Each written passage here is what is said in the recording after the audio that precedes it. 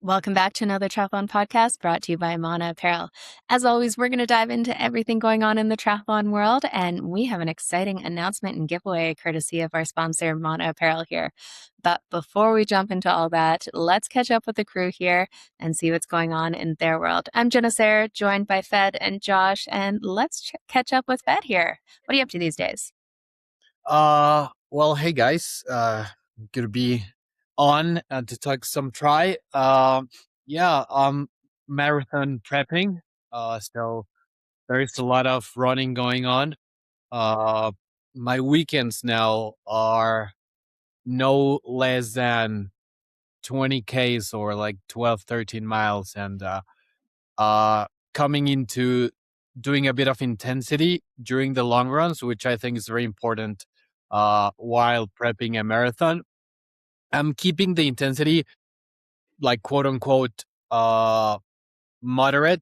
I'm doing like a high intensity interval day and then like a threshold type of day during my long run. So, and most of the time just long and steady and easy, but body responding well. And we'll see when Chicago comes how the legs feel. But excited and definitely getting into the thick of it when it comes to that really important prep for marathon running.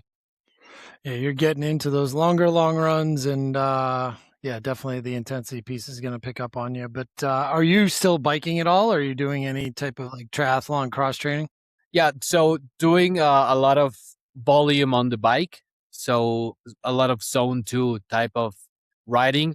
A few like efforts here and there, like 2 minutes, 3 minutes, just to wake up the legs and to flush lactate. But riding, just it's mainly for endurance and to keep the legs healthy for the running. Awesome. Just a swim a week, so I think I didn't think you would be swimming too many days a week. that's a positive when it comes to me. Just one recovery swim, and maybe it's 2,000 yards tops. Mm-hmm. Well, it looks like Josh was scoping out Chicago for you. We were just chatting before we jumped on the call. Josh, how was your weekend? How my entire week? I just got home at, I think my watch said like 12:02 this morning. So just after midnight, finally got back after leaving last Monday with a full packed car and a rental car. So we took 2 cars out to Pennsylvania to get my daughter to college, and then she moved in. I left there on Wednesday. My wife and daughter did move in to college without me on Saturday. But I was in Chicago for the largest triathlon in North America that SuperTri puts on.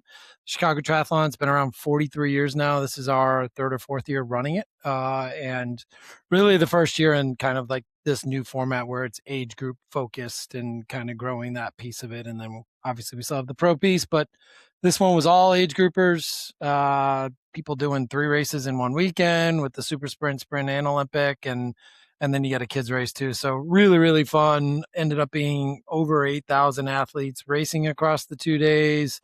A lot of cool shakeout runs, swim familiarizations, and community events, and just really, really neat to be around an event that large and seeing that many first timers, and then people coming back like, oh, this is my 5th race, and they're just shooting for a PR at the race and like course record, and people who didn't know how to swim 2 months ago getting in Lake Michigan and getting out.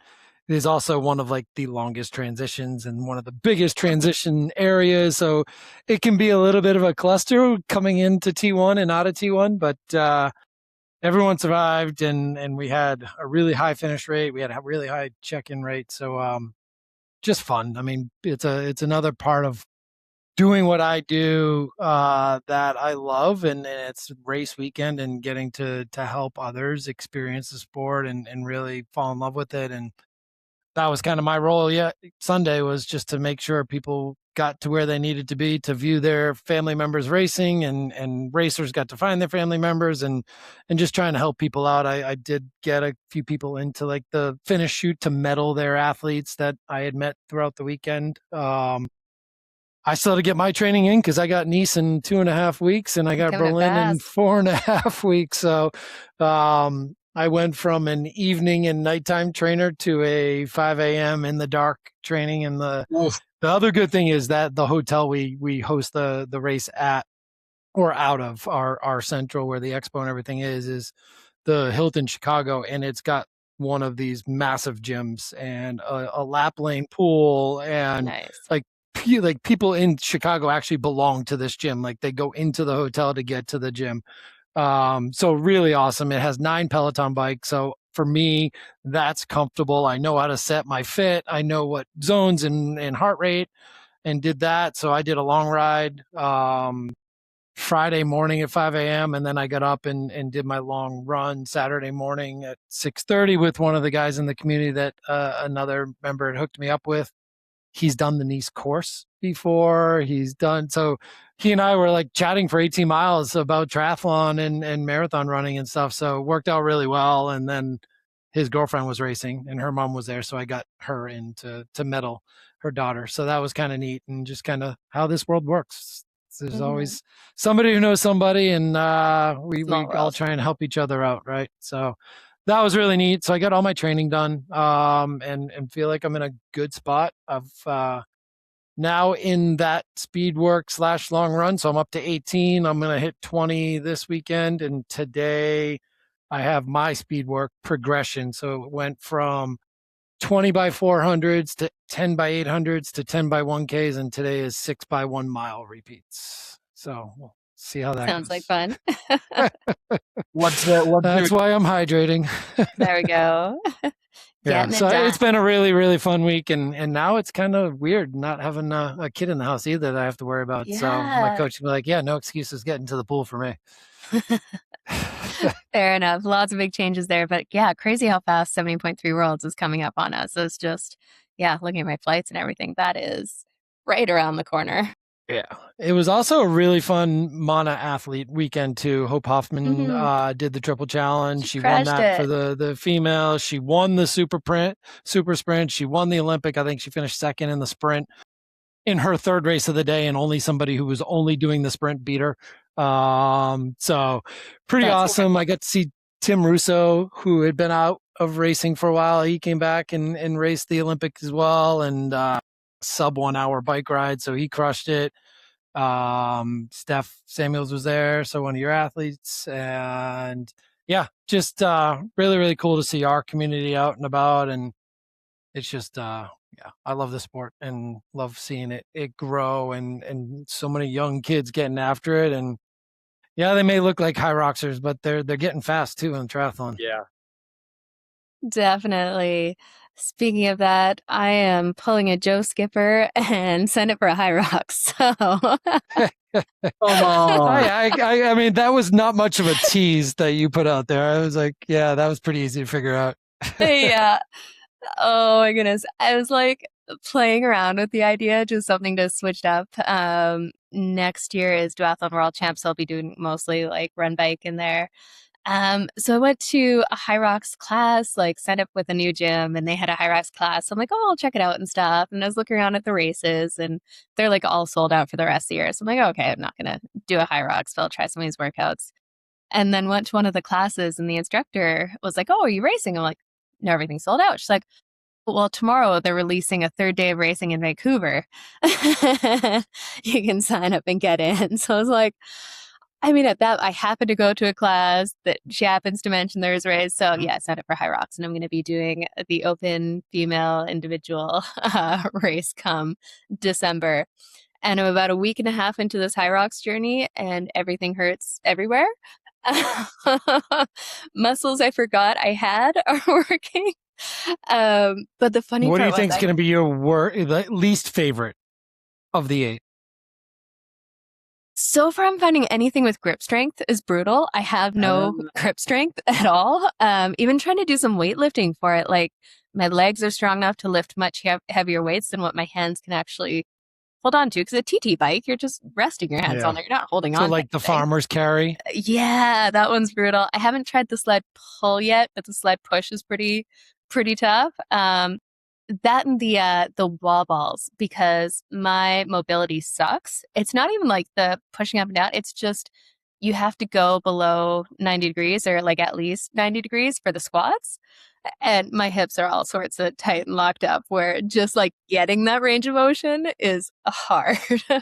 Yeah, it's the whole movement itself, let alone the fact that it's the final apparatus that you got to do after 8 kilometers of running plus all the other stuff.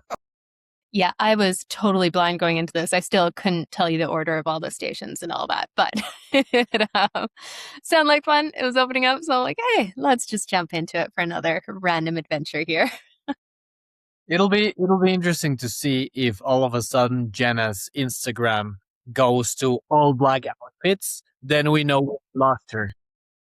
Black and white photos. Yeah. Rocking the sports bra and little shirt. No. That's not it. But the funny part too was, so I'm doing a few sessions with the trainer just to get like that range of motion, just a little more work in there. Doing the body scan, it was so funny to see the difference between like my lower body muscle mass and strength compared to upper body. Again, like noodle arms, but my legs were like overdeveloped. So it's just interesting to see the difference after like 14 years of triathlon kind of thing. Yeah, I swim, but put a lot of work into the legs there. So it was just, a pretty drastic difference there. And then once I started doing the class and workouts, that difference became very, very, very, very obvious that I have no upper body strength. So some fun stuff to work on. And it's just fun to be a newbie again. Like I couldn't even tell you all the weights and stuff yet, but we're going to go do it. It'll be great. And you got the running part down. Yes. Yeah, the run times are too crazy. You need to put a little bit of time to do that on smashed legs, but I mean, used to doing that run off of an Ironman bike and swim. So I think it should be okay there. The endurance I got, the high intensity. It might help your duathlon training. What's that? It might help that duathlon training with all the speed work on the run. Totally. And even just the strength work and stuff, right? Like it's a lot of similar to what we do in triathlon, just that posterior chain kind of strength, core strength, all of that. So yeah, we'll see. Be fun. Less volume and training time, which is what I needed right now than training for an Ironman. But yeah, just something totally new and different for fun. Yeah. Well, it gets cold outside, and instead of sitting for 5 hours on a bike trainer, I'll go hit a gym for an hour. So sounds much more enticing at the moment. Well, if you want, order some cold weather for Nice, France for the next 2 weeks if you would like to. I was looking at that today. It's like 30 degrees over there.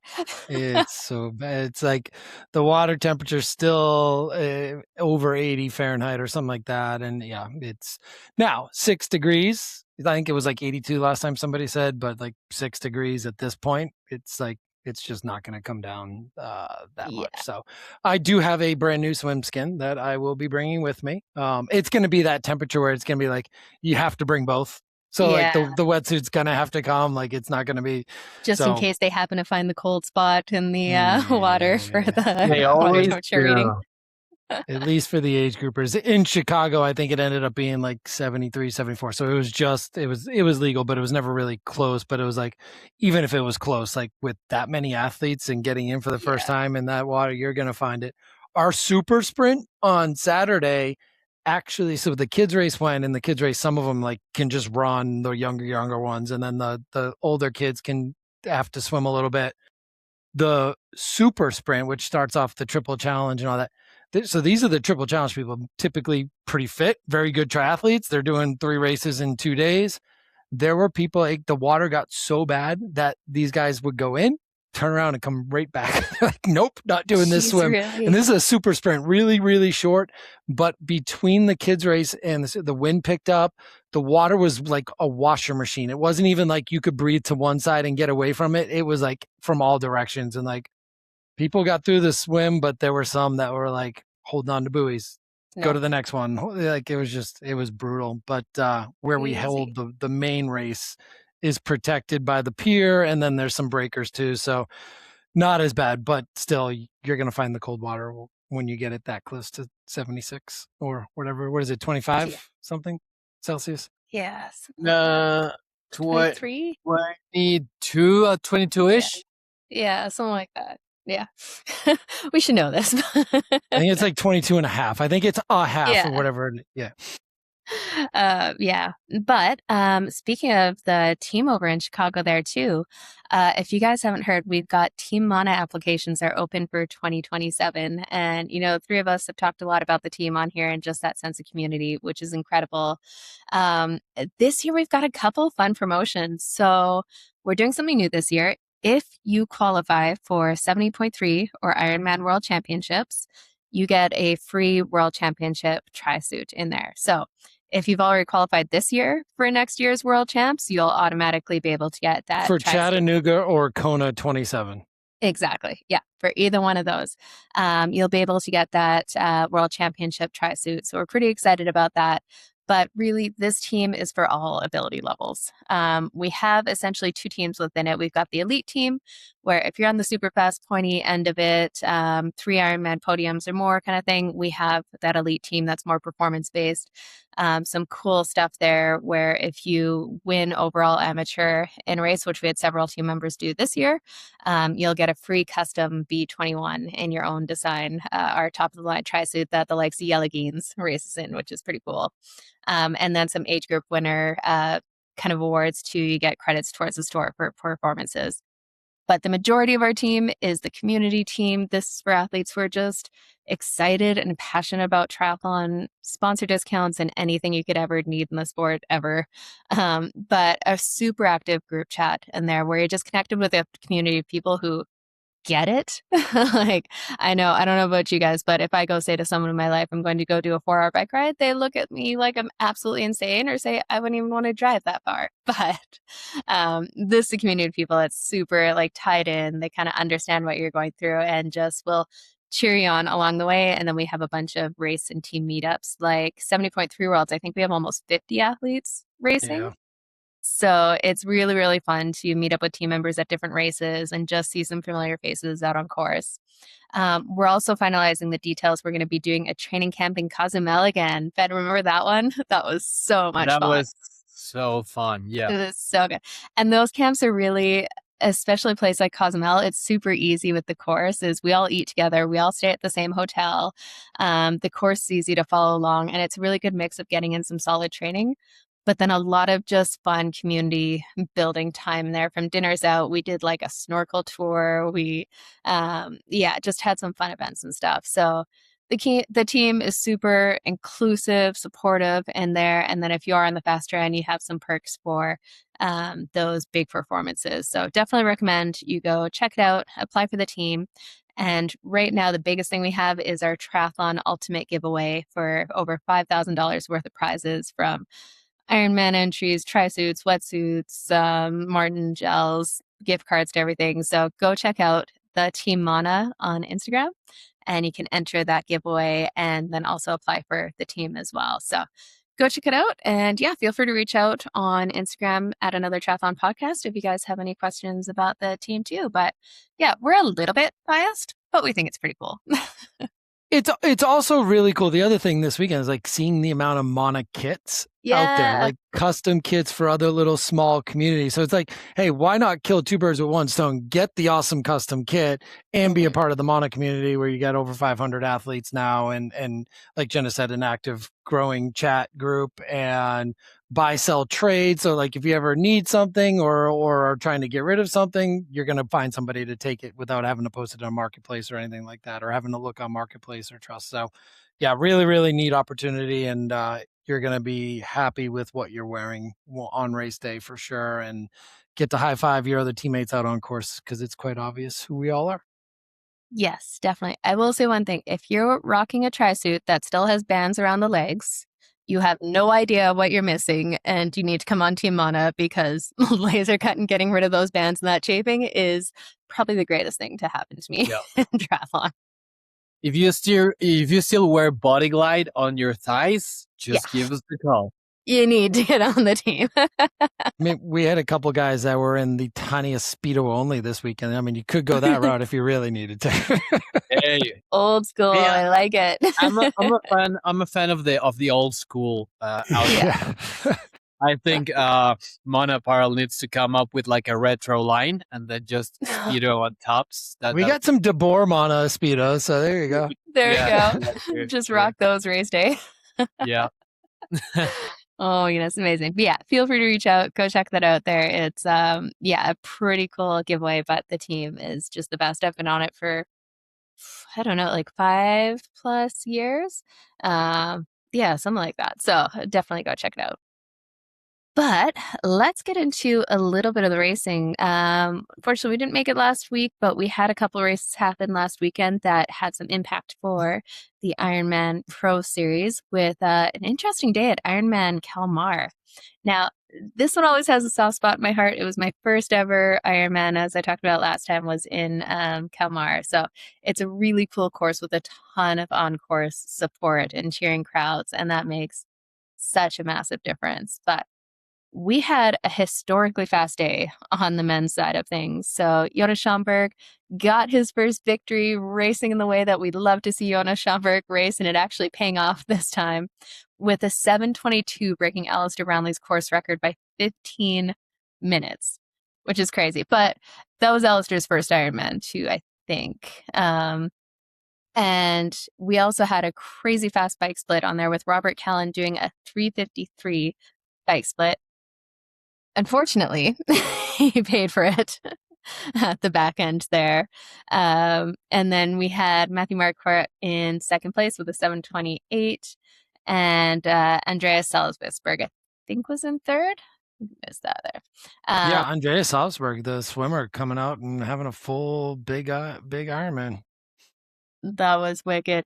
So what do you guys think about this race here? We had an American in second place there, Matthew Marquardt. Now he's done with the cramping. He's just tearing up the course, which is fun to see. Yeah. Well, I mean, I think what this proved is, I think all three of us could run a sub 3:13 marathon. So that means we could probably finish in the top 20 of the male field, but we'd have to we'd have to ride a 3:53. Yeah, the math is there. Easy. It's fine. But I mean, we've all run sub 3:13, so Yeah. I mean, come on now. Crazy bike split though. Like, I can't imagine the pain in the legs after that. Like, if he was going hard in it, or like, sometimes it's hard. You get that gap, you're in the front, you're pushing, you're like, I'm on a day, I'm feeling great.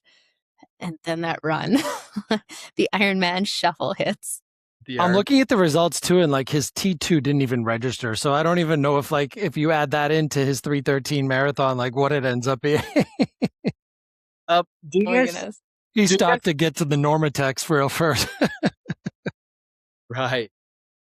Do you guys think it was incentivized by his bike sponsor to go for the fastest bike split and then just do whatever on the run? Because sometimes, sponsors do that.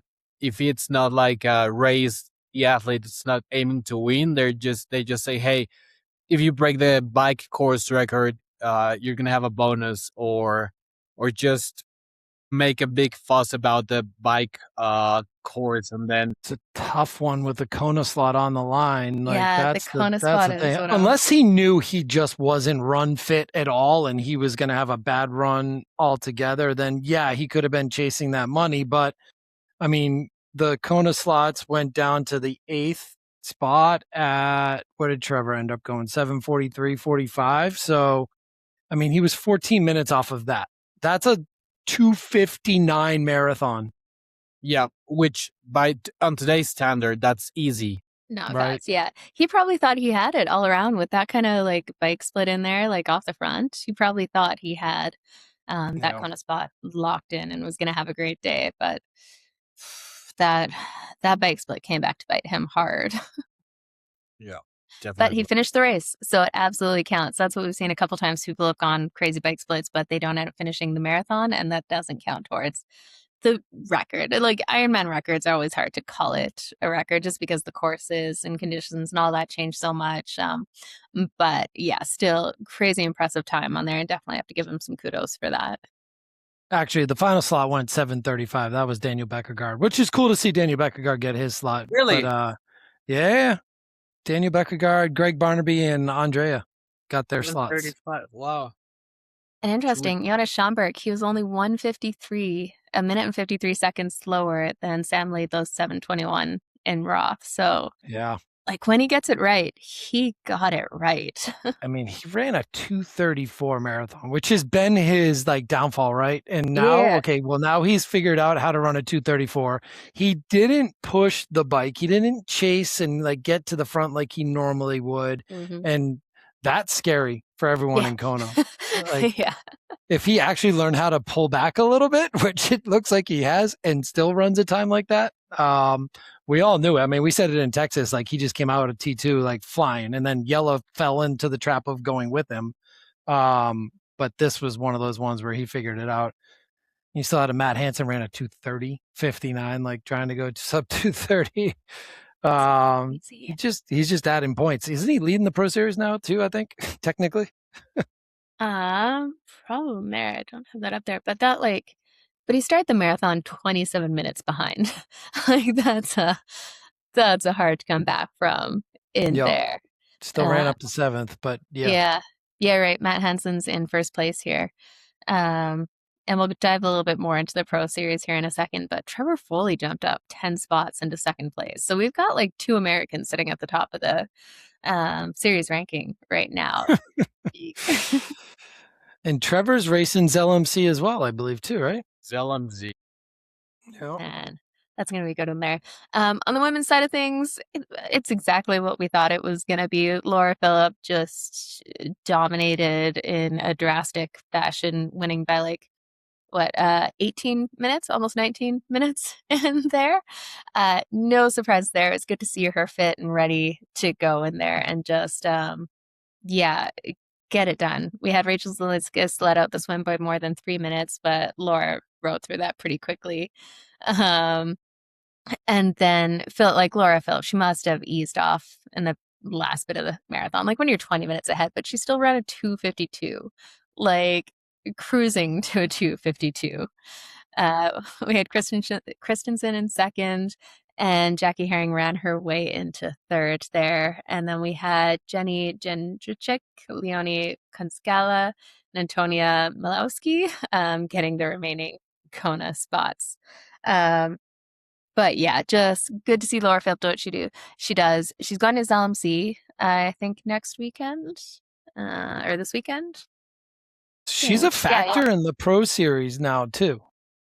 Crazy. I think it comes down to like really her and Solveig are in the driver's seat. Like they control the destiny more than Kat would be a factor. Yeah, let's see. She's got 2 Ironmans and 170.3. So she's got tons of space to move up there. Crazy to see. Like, talk about coming from behind late in the season, like just kind of hitting form, feeling good now after a tumultuous earlier bit of the season, and getting after it. Well, maybe she's gonna be mentally more just hungry and fresh to fight for this, right? Do we know, is she going to 70.3 Worlds? That would be too much. I don't think she is she? I think if she's going to do ZLMC, I just don't see think why. So. Yeah, that would start to be a lot. Now the question would be if she drops ZLMC and shows up at Worlds. So she's on. Oh no, I'm looking at the wrong one here.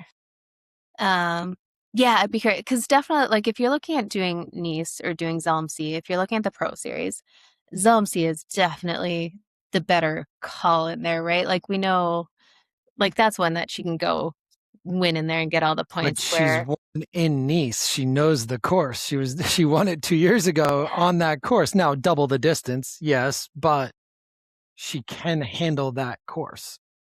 Yeah, true. I don't know, it's a bit of a but it does. I mean, it's a mathematical thing for her right now because, like, clearly she's going after the $200,000. Now, is it better for her to go to ZLMC and get the guaranteed points, or do you take a risk and have Taylor Knibb and Lucy destroy your points on the day? That's just it. Yeah. I think we're going. If I were her, I would go Pro Series, ZLMC. Better chance at maximizing the points on there. Yes, 70.3 Worlds has more points, but you also have a whole lot more competition where things can go wrong. And then you got another couple weeks of recovery with Kona. freshen up before that, especially after the Ironman the weekend before there. That's what I would do. But yeah, curious to see if she goes back. That would be crazy. They'll go Ironman Kalmar, straight into 70.3 LMC, and then into 70.3 Worlds. You got to be cooked by the time you hit Kona after that. You're definitely going to have a little bit extra recovery before you get into Kona. Oh, man. No, but some good racing there. Definitely a lower strength of field in there, but there were still some good battles. If Laura weren't there, it'd be a little bit more of a battle happening. But great racing there. What else? We also had T100 Vancouver that weekend before, and we came away. It was the single gender race with Julie Duran in first, Kate Watt in second, Georgia Taylor Brown in third, and Paula Finley in fourth. And yeah, I think we haven't seen Kate Watt for a bit, so it was good to see her come out there. And she definitely, we had some strong bikers out there with Paula, and Kate Watt was out. Kate Watt surged early in the race and was in the front for a bit. And then we actually saw that run through with Julie taking the lead and running through. So it was fun to actually see some position changes, lead changes through this race. But they're just, you wouldn't really know what was happening. Like, I don't know about you guys. I know I've been promoted much at all.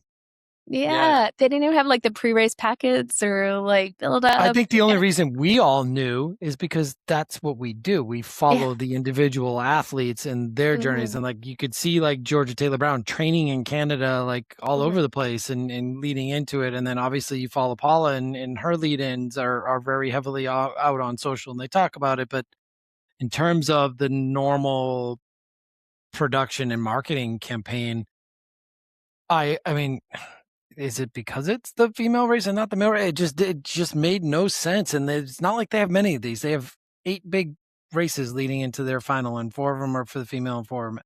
So yeah, it did seem strange that it didn't have that full blown coverage that you would normally have. And what a big start list too. I mean, and you had some of good names. The stories behind this with Kate Woff coming back. You also had Lucy Byram coming back, and she DNF'd, but that was her first race after everything she's been dealing with. And you had somebody like Lydia Russell joining the party who had never done a T100 before. And then you had the big hitters with Julie, Kate, GTB, Paula, Imogen coming back. I mean, Imogen just keeps showing up, right? Like, she's not taking the top steps, but she's right there. And I would imagine she's going to be a factor. I believe she's in the top 1 or 2 at the series. She might be leading the whole T100 series as well in the points, but she's up in the top there overall. But it's going to come down to, it looks like, Julie and Kate again battling for it at the end. And it was really neat to see Paula Finley battle with them too. Like after coming off of Lake Placid, and like we know she struggled in the T100. She took the best bike time yet again. It's just, she can't run with those girls at that distance. Yeah, especially with an Ironman on the legs there. And with the series, we have Julie Duran in the lead with 64, Imogen Simmons in second, and Taylor Brown has 61. But interesting, Julie Duran has only had 2 starts, while Imogen Simmons has 3 in there. So she definitely has some room to move. I think is Julie Duran is just so versatile. Like we've really seen when she's on, she is on from like all distances, from the Olympic medal to Ironman to T100 to she is all over it. Yeah. She had the fastest run, second fastest bike, and really good transitions on top of that too. Some other interesting things that happened in the Ironman world. We had another swim canceled, unfortunately. With Ironman Leeds, swim was canceled due to toxic algae, which is unfortunate to see. It sounds like kind of standing water, and then some hotter than normal temperatures in there. The water looked nasty. I don't know if you guys saw any pictures or videos and stuff, but it just looked gross. Which, I mean, it didn't look that different from the Paris Olympics, to be honest. Fair, but this was not the Olympics, so they didn't push through anyways. That's a good point. Oh man, no, it just seems like we've had so many swims canceled lately, like constantly, weekend after weekend. Whether it They is paused they paused the renewal on the 70.3 in Western Massachusetts. So like the one race I really could like just get up and drive to and no no. problems whatsoever. Yeah, because 2 of the 3 years they originally held it where the swim was canceled. So just Hmm. something they can't do. They'll have to figure like maybe a different time of year or what. It seems like a lot of these races, like that's what Nice is now doing. Nice went from a summer race to now a September race going forward. So Yeah, just have it in there, man. It's unfortunate. I mean, like done a bunch of Ironmans, and I don't love this swim, so I'm fine if this one gets canceled. But if you're putting all that time and effort and training into doing your first Ironman and you don't get the swim, that's super yeah. disappointing. Or if you show up late and have a TT number at the back of the pack. Man, Yeah. that Or sometimes they reverse it and go the other way. Like the last piece of people to show up go first. Like who knows what they're going to do with the TT start. that waiting around just sucks. Did it one time, pouring rain and cold and like 10 degrees and pouring rain. You just like shivering the whole time. Yeah. Okay. But we got a couple of races going on this weekend, like we kind of talked about. We'll do a little bit of look at the WTCS in Weihai. So happening in China here, it's the penultimate regular season TCS race before Kalabari and the championship in Pontevedra. And it's going to be an Olympic distance, which is always good to see. And with the women's race, we've got 3 past world champions with Beth Potter, Cassandra Bogran, and Lisa Tersch racing. But you got to say, Cassandra, she's just looking in such good form, shows up, looks ready. She just seems to have, they're talking about on another podcast, just that mentality. Like she's just relaxed and happy going into these races. Where before she seemed a lot more like stressed out and nervous and anxious. And she absolutely crushes it when she's just relaxed and feeling good. But we're also going to have, I believe, Jean Lahair, Kate Waugh. I think, is Gwen Jorgensen in this? Gwen is on the list as well. Yeah. She's on a list too. Yeah, so that'll definitely make it interesting there. It's like, it is a really solid field in there. We're definitely seeing those strengths of fields ramping up as we're in the Olympics points qualification period. Yeah, this is where they're traveling all over the place to get on these start lists, and if you're on it, you're going to get there one way or another for the most part. I think there's a bunch of other things obviously coming up with 70.3 Worlds too being a factor, but you can see like there's some people like Georgia Taylor Brown that aren't making this trip, but for the most part, the list is there. So it'll be a good race. I think you're right though. This is Cass's to lose. I think anytime she's on the line, it's hers to lose right now. Yeah, she's just so on it, right? Yeah, always fun to see. Like Beth Potter, she's kind of, I think she's on the top of the rankings right now. So she's been having a super solid, consistent season in there. And then Lisa Tersch is always a threat in these races. Yeah. I'm curious to see what Gwen Jorgensen does. She's definitely raced her way up and put that time in to be back on these start lists. And yeah, it's always just interesting to keep an eye on the past champion who definitely, man, she used to be the absolute threat. If she showed up to a race, you were just game over. I mean, what a story that would be if she's in LA in 2 years. I mean, that'd be very cool. Let's see she's born in 86. She'll be 40. Yeah. Or I think she's No, she'll be 42 now. At the Olympics. 42, yeah. Man, unreal. That'd be very cool to see though, just kind of full circle moment, right? Yeah. On the men's side, so again, Matty Hauser, he is just dominating in here.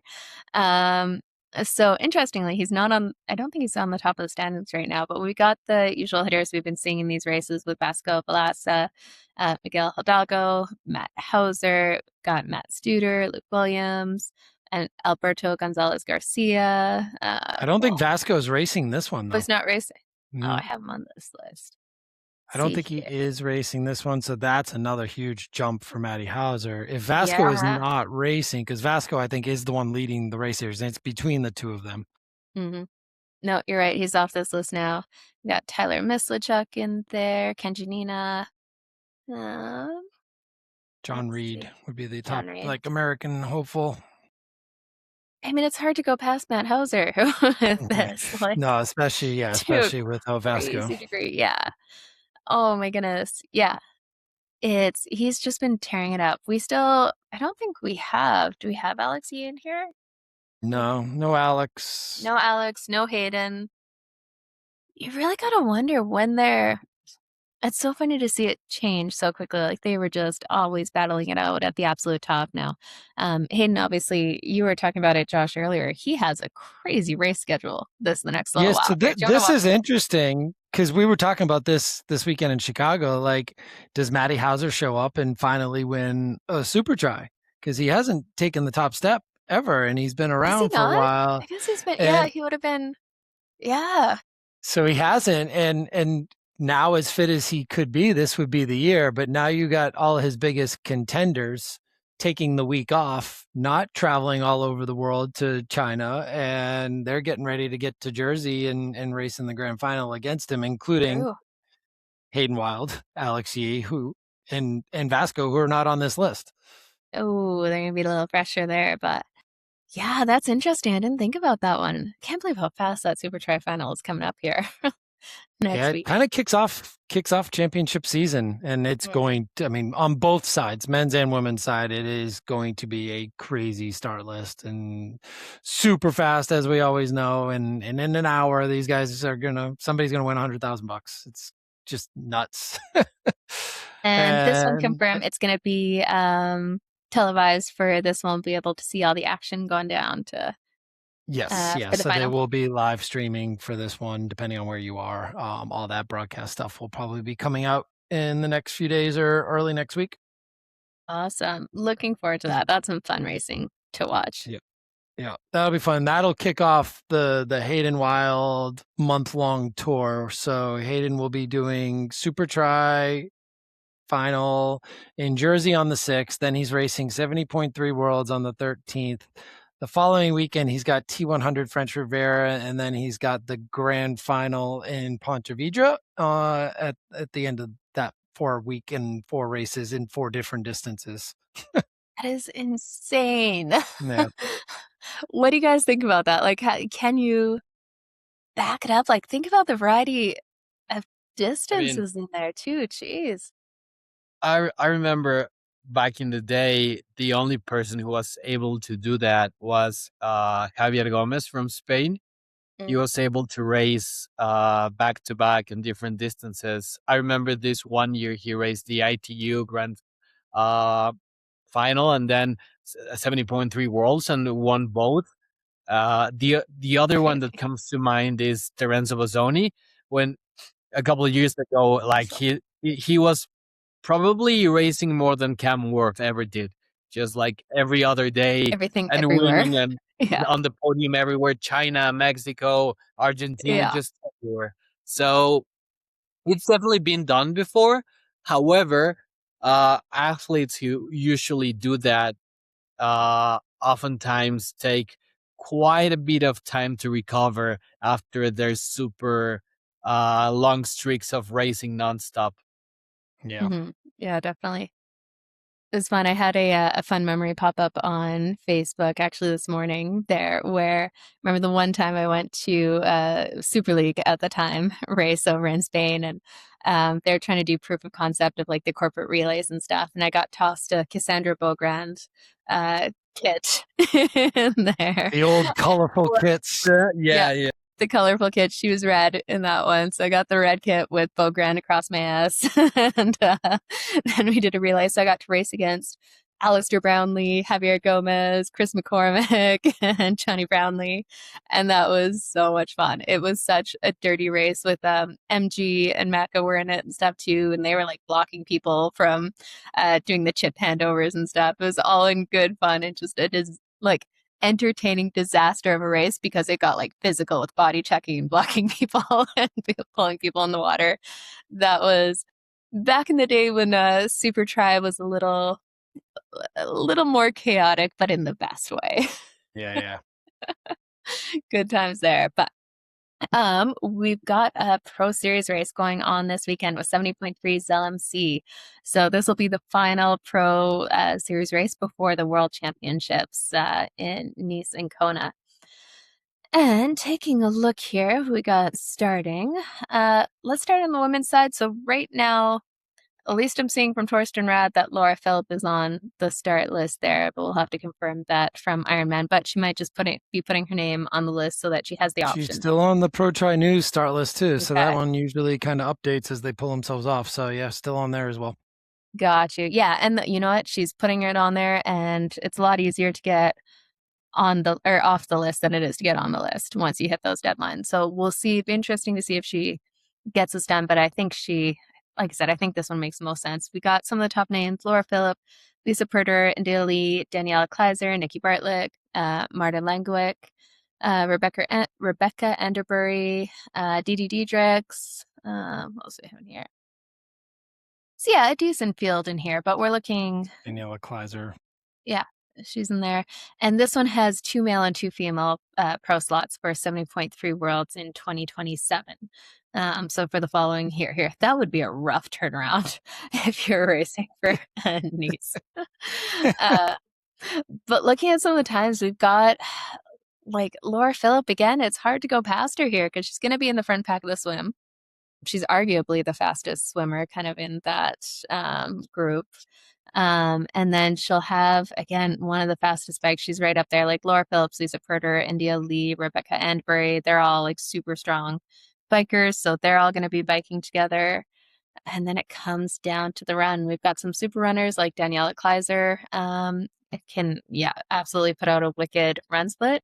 And then Laura Philipp, we know she can run. That's the thing. Daniela Kleiser needs a run split when the field doesn't include somebody like a Laura Philipp. Exactly. Yeah, that's exactly it. So she'll definitely be chasing her way up throughout the race, but it's hard to see her coming within touching distance of Laura Philipp out there. What do you guys think of this race? Yeah, I think there's like 11 of them that are qualified for Nice as well too. So it's not like Laura Phillips out there on her own who's doing the back-to-back double with 2 weeks. So yeah, there's a bunch of them that are gonna be in Nice as well racing. So that is an interesting fact. Yeah, it looks like it's like a tune-up race for a lot of athletes, but like you were mentioning, Jenna, it's hard to go past Laura, and it's like when Kat Matthews does an Ironman, just medium gas and still wins. I think it's the same thing with Laura Philipp on this race. No disrespect to the other athletes, but just on a different level right now. Yeah, and it's good to see her coming back strong and actually, excited to see her make an impact somewhere like Kona because we know how good she can be out there. And I'm starting to get excited thinking about Kona, but I don't want to get too much into it yet. But if everyone shows up healthy and on the mark after what we saw last year, this is just going to be some epic racing with a few changes, chasing people down. I love when you have like athletes with different strengths in the race because that makes it so much more interesting than just running. And we will really get into Kona fever when Nice is done, because then it's going to really start to lay out like where the Pro Series is going, where we've been ending the season with the 70.3 Worlds when it comes to the Pro Series race, whereas this year it actually ends in Kona. So that'll be I love that so much more, that it's actually like it felt anticlimactic with Kona and then 70.3 Worlds to determine it in there. So everyone will be on the Big Island, celebrate it. And we'll have it battling down to hopefully the final minutes in there to get the winners. On the men's side of things, we've got some of the top names in here: Jelle Geens, Lasse Nygaard Priester, Gregor Payet, Fabian Kraft, Trevor Foley, Pierre Lacour, William Hirsch, Jan Stratman, Kieran Linders, Jonas Hoffman. Let's see. Cam Worth is on a start list. Because why not? He's an also start list. Whether he races or not, that's the question. I feel like it's the same way on the men's side there. If Jelle Geens is healthy and strong and fit, how do you go past him in this one? Like, significantly. Yeah, I don't think you have to worry about his 70.3 run fitness, and it's been a run injury. So it's that the stressy that he had. So it sounds like from watching his podcast and listening to him talk, the fitness has come back quicker than he thought it was, even though they slowly ramped back up. And it was whether or not he should do like Kalmar to get that Kona slot. And that was the question. But he's like, I still think I can win 70.3 worlds. And that's going to come down to like, okay, let's see where I'm at on this course and do this race as a warm up. But I don't think you're going to see him pulling a Texas and trying to run away with it either. It's going to be a training day, check some boxes, see where the heart rate is at certain paces off the bike. And that's what this race really is at the end of the day for him. Yeah. Absolutely. And yeah. He's probably going to go 111. Easy day. Cruise into it. Yeah. And that's where it's interesting. So I did listen to the last podcast in there to get an idea of where they're at and stuff. And I found it entertaining. They had Jack Kelly on there from the Triathlon Hour, and to Yellow's face, he's like, yeah, I don't think he can win 70.3 world championships. But the way Yella came back, I was just like, no, like I'm fit. Things are going good. It was just almost nonchalant. Like, no, I'm in a good place. Like that's where it's like, long episode. Okay. Yeah, I skipped through quite a bit of it, but listen to the first.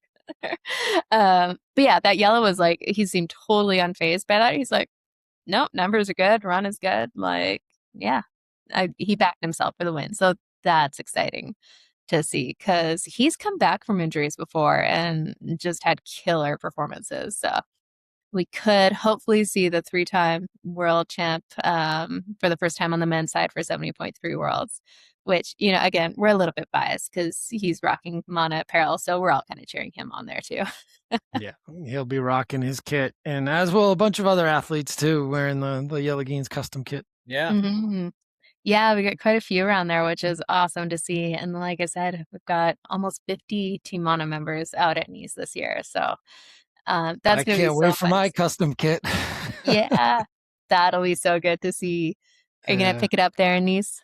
I think that's the plan. So we'll see. I still have to figure out what the heck to do with my bike. Like every person I talk to has got like a different suggestion. And at the end of the day, it's like, it would make the whole experience, the travel for me. That's the big thing. Like I have 3 weeks over there and it's the after Nice factor and things like that. But at the end of the day, the safest route for me would be to do it on my bike and something I'm comfortable with and know where the brakes are and know how to shift and like that descent and things like that. Care of.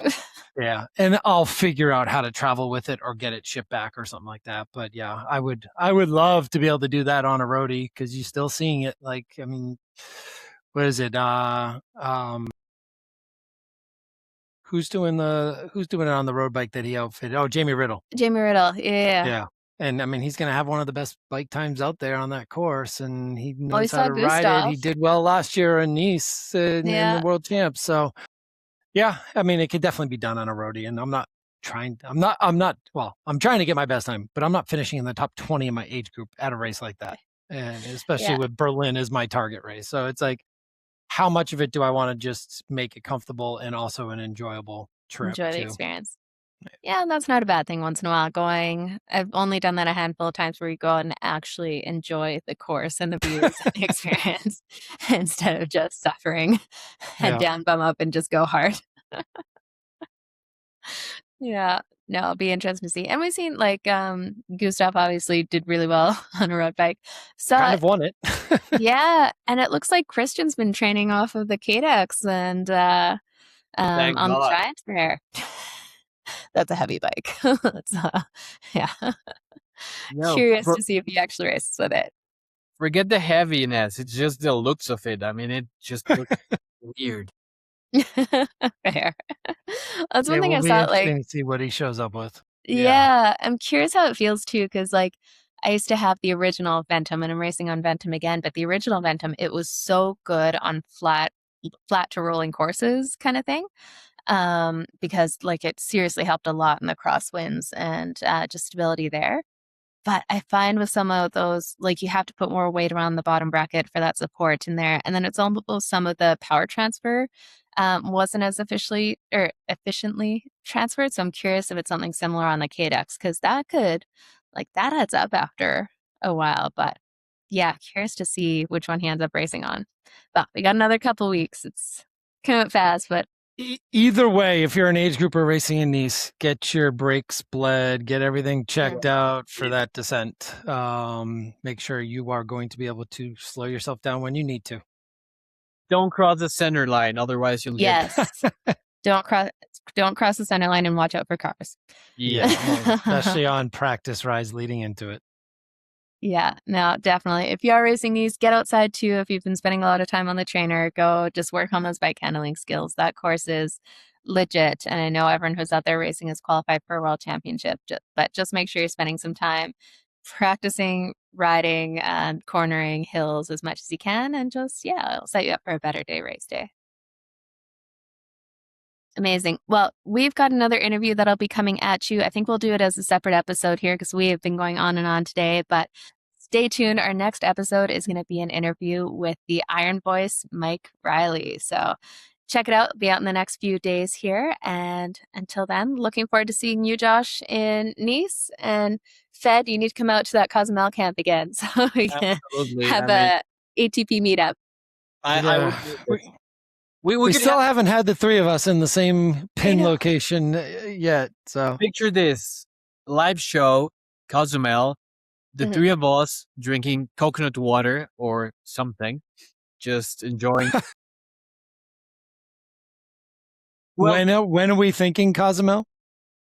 End of February. And I mean, that is open on my calendar. Hey, there we go. Yeah. I will be swapping the coconut water for cocktails in there for a February camp in Mexico. Sure. Let's go. It's definitely a more like train hard, party hard kind of atmosphere. Go out, have some fun early enough in the season that nobody's too stressed about a race around the corner there. So it is an absolute blast. Whether you're on the team or not, we'll be launching that soon.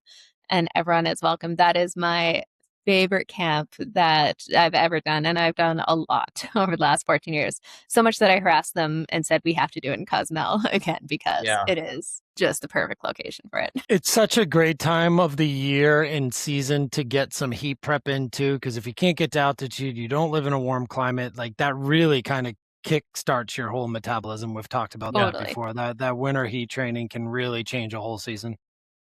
Absolutely. Well, thank you so much for joining me as always, guys. And if you're listening, go check us out on YouTube and Instagram there at Another Triathlon Podcast. And we will be back to dive into championship season next week. Looking forward to it. Here we go.